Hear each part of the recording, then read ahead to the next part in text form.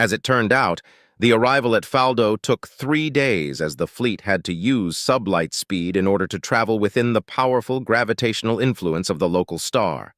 The scout ship the Prince deployed upon their entry into the Kyone system departed from the rest of the fleet and went to Gintrax while the rest moved to resupply at the only inhabited rock in the system. In the meantime, Commander Redford Kalon had taken him under his wing just as the Prince had ordered and taught him everything he needed to know about his new duties, responsibilities, and what was expected of him. In short, he was now supposed to lead small groups of Marines and a squadron of fighters, or serve as a division officer in charge of keeping order and solving logistical issues within his division. 3 things he had absolutely no idea how to do. But even if that wasn't the case, being a commoner further limited what he could do. Thus, Commander Redford had simply taken him as his personal aide. Not an inglorious position for a mere commoner, to be sure, but that had just proven that his newly attained rank was just for show. Wyatt waited patiently next to the simulation training chamber his direct officer was making use of while other officers murmured just below his hearing range, but their eyes were on him all the time. "I wish I could punch some of these blue bloods right in the face and show them they'll bleed just as well as I," he thought bitterly as he caught a snide glare from a female officer before she entered an empty training chamber.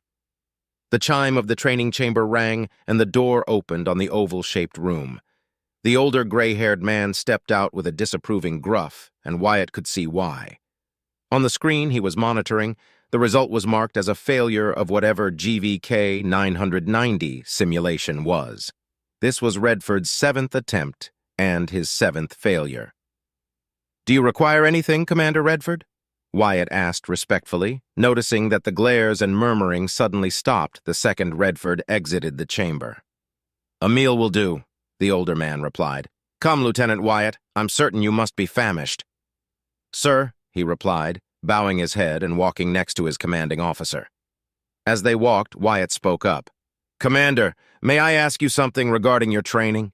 The older man exhaled loudly, but only half in frustration. "Is it about the simulation?" "Indeed so, Commander. I must confess I hardly ever got a chance to train in a chamber. Most of my training was conventional, as per the Academy's traditions and requirements, of course, so I am unfamiliar with the training available to the nobility," he replied sincerely. "Why would you allow commoners to get even a glimpse of a chance at showing you up, right?" Redford actually slowed his pace as he turned to look at Wyatt. "How many times have you trained in the chambers?" Wyatt blinked, confused. "A dozen times, maybe 2 or 3 times more." "I do not recall the exact number, Commander, and I was only allowed to run the basic piloting exercises needed for my practical exams." "That shouldn't be the case. More so for a warrant officer. You should have over 1,000 hours of registered simulated training at least to have achieved that rank," Redford asked, surprised and intrigued. "I suppose," Wyatt replied with a shrug, "but I always aced my practical exams and, let's just say some of my teachers and instructors hated my guts," he replied, embarrassed. "Not enough to want me expelled, but enough to try and sabotage me every now and again. Nothing serious, I assure you. Missing items, tarnished uniforms, misconduct reports, regulation restrictions, that sort of thing." Redford frowned slightly. "Even if you're a commoner, such actions couldn't be allowed in the Academy, no matter the branch or location. Did you not report this misconduct, Wyatt?" He nodded. "Several times, but since the ones doing the sabotaging were not students, it was swept under the rug every time. So I stopped trying to get justice and decided to just finish my training, achieve the rank of warrant officer, and get a posting where I could serve the principality. Being a garbage hauler was not what I expected, and certainly not in the lingering systems," he said, hiding his resentment. "Now that I recall, you mentioned you were part of the 3rd Fleet's 2nd Frontier Corps. As lackluster as the 3rd Fleet is, sending a warrant officer as a garbage hauler seems to me less like a grave oversight on the part of the commanding officers and more like a humiliating tactic meant to punish someone for a grave offense." His furrowed eyes softened. "What did you do, Wyatt Staples?" "I showed them I was a better pilot than they could ever be. That's what I did. I didn't gloat, I didn't rub it on their faces more than once or twice. Even so, my grades and actions spoke for themselves, and they hated me for it. I kicked the ass of every instructor set against me, and I put to shame everything my teachers think they knew about combat.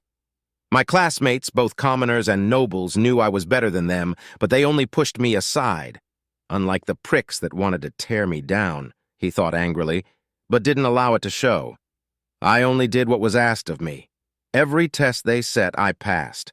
I may or may not have made an unsavory comment about their lackluster performance in comparison to mine, given they were my instructors, but nothing worse than that.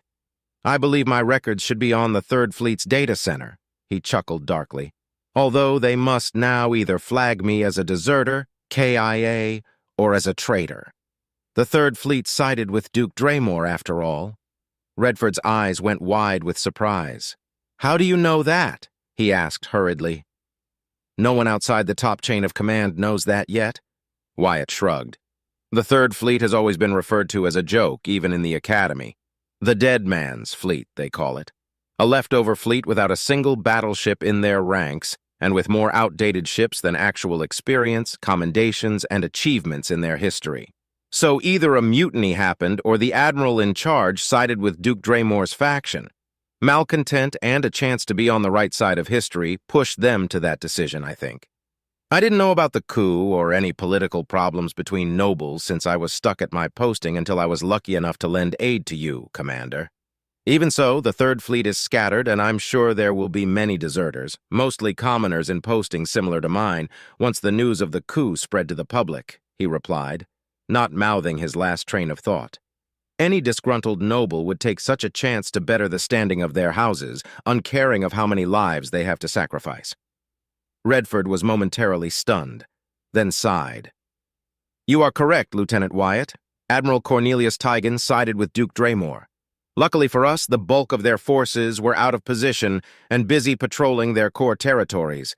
Being understaffed, undermanned, and flying outdated ships played in our favor.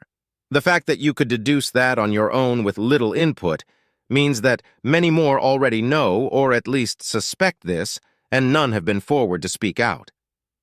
Most likely, sir, Wyatt replied, still feeling uneasy about receiving direct praise, washed out as it may be. It seems we sidetracked from your original question, but you have given much to think about, Wyatt, Redford sighed. To answer your question, the simulation I attempted is one of the infamous unwinnable scenarios. They are not meant to be won, but to last as long as possible and achieve an honorable end. A commanding officer must always be ready to make the maximum sacrifice. But how to achieve the greatest result is something that eludes many. GVK 990 in particular is a puzzling one. I've been trying to pass it for 2 years now and failed in every attempt.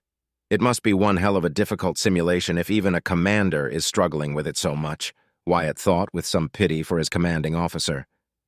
I don't know what to say, Commander. It is the first time I've ever heard of such types of simulations. Indeed, Redford replied, eyeing the black-haired commoner turned lieutenant. Tell me, Wyatt, have you received your implants yet? My what? Wyatt replied, flabbergasted. Implants? What implants? I'm a commoner. Anything besides my ID implants would be wasted on the likes of me.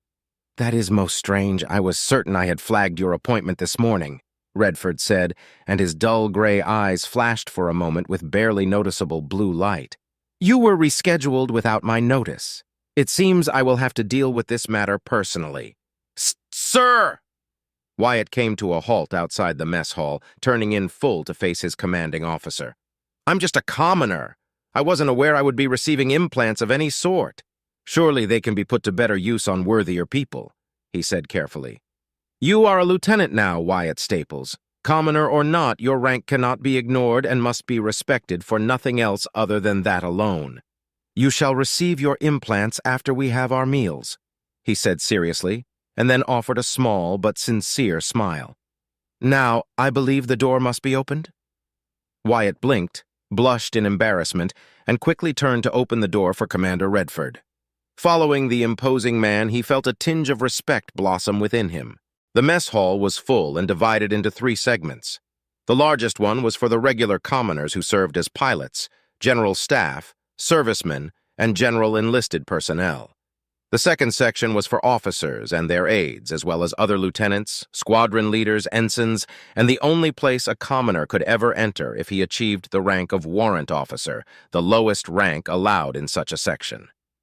The third section was meant for senior and commanding officers and was, of course, a closed-off section filled with their own private chefs and rations.